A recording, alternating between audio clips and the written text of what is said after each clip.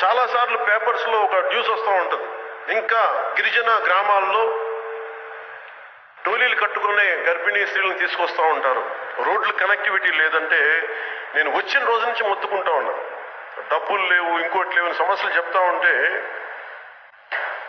ఒకటే మాట్లాడడం, ఎక్కడికి వెళ్ళిపోయినాయి డబ్బులు అవి అని మాట్లాడితే 3,000 కోట్లు కావాలి ఈ రోజున. నిన్న రివ్యూ మీటింగ్లో మాట్లాడింది ముఖ్యమంత్రి గారి దృష్టికి తీసుకొస్తే ఎంత కావాలని అడిగారు. కొన్ని చేసేద్దాం, ఎంత కావాలంటే 2,854 గ్రామాలకి 3,000 కోట్లు కావాలనగానే ముఖ్యమంత్రి గారికి నిస్సహాయత వచ్చింది, ఆయన లాంటి దార్శనికుడికి.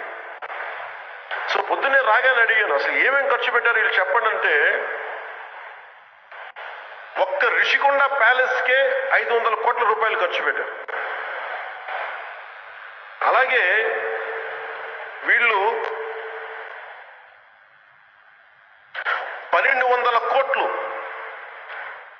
భూ హక్కు స్టోన్స్, సరిహద్దు రాళ్ళు వేయడానికి 1,200 కోట్లు. మీరు ఊహించుకోండి, ఇక్కడే 1,700 కోట్ల రూపాయలు ఒక రిషికొండ ప్యాలెస్ కట్టడానికి, 1,200 కోట్లు ఈ సరిహద్దు రాళ్ళు వేయడానికి, అలాగే ఈ భూ హక్కు పత్రాల కోసం, పాస్ బుక్స్ కోసం. ముఖ్యమంత్రి గారికి నిజం పాపం ఎందుకు ఆయన నిస్సహాయత వ్యక్తం చేస్తున్న ఆయన కష్టం కూడా మీకు తెలియాలి. మీరు ఊహించుకోండి, నిజంగా ఈ 1,700 కోట్లు కనుక ఉండుంటే ఈ రోజున 2,854 గ్రామాల, కనీసం 1,400 గ్రామాలకి రోడ్లు పడిపోయాయి ఈ రోజున. గర్భిణీ స్త్రీలు ఇబ్బంది పడేవాళ్ళు కాదు ఈ రోజున.